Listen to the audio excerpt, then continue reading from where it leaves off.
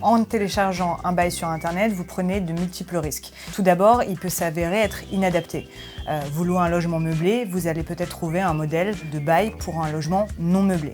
Pour donner un autre exemple, la liste des annexes à prévoir au contrat de bail est très différente d'un contrat à un autre. Résidence principale, résidence secondaire, location meublée, location non meublée. Et par exemple, l'inventaire du mobilier est une annexe obligatoire pour les logements meublés. Et si vous omettez de l'annexer au contrat de bail, votre contrat sera automatiquement requalifié en contrat de location non meublé et donc d'une durée de 3 ans et non d'1 an. C'est pour ça qu'il faut vraiment être attentif au modèle de contrat que vous allez télécharger. Lorsqu'on rédige son contrat de bail, il faut être attentif à plusieurs aspects. Alors tout d'abord, le montant du loyer. Il faut savoir qu'en région parisienne, en région Île-de-France et dans les grandes villes telles que Lyon, Lille, il y a des règles de plafonnement du loyer qui ont été mises en place par le gouvernement. Donc il faut être très attentif à ne pas dépasser le montant du loyer tel qu'il est fixé sous peine de sanctions administratives. Deuxième point auquel il va falloir être attentif, c'est le dépôt de garantie. En fonction de la nature du contrat que vous allez signer, logement meublé, logement non meublé, le montant du dépôt de garantie ne sera pas le même. Pour une location meublée, ça sera 2 mois de loyer maximum.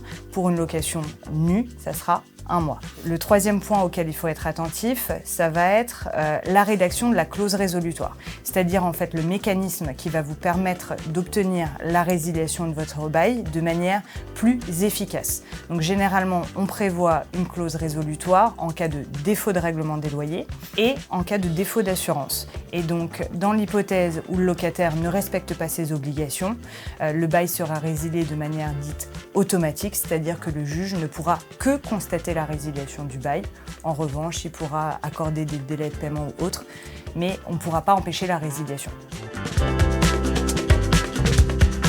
Le propriétaire qui ne respecte pas l'encadrement des loyers, il prend des risques et notamment des risques administratifs. Lorsque la préfecture sera informée que le propriétaire ne respecte pas les règles en relation avec l'encadrement des loyers, il mettra en demeure le propriétaire d'avoir à restituer les loyers trop versés par le locataire, mais aussi de mettre en conformité son contrat.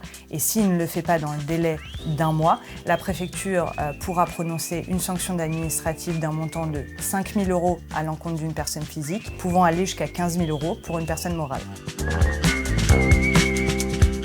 Il est tout à fait possible de prévoir la signature d'un bail par voie électronique, rien ne l'interdit. Il faudra tout de même respecter 2 conditions. S'assurer qu'on puisse identifier l'auteur de la signature et ensuite qu'on puisse garantir l'intégrité du document. Il y a des solutions qui sont prévues par des acteurs accrédités et qui permettent de prévoir une signature dite électronique.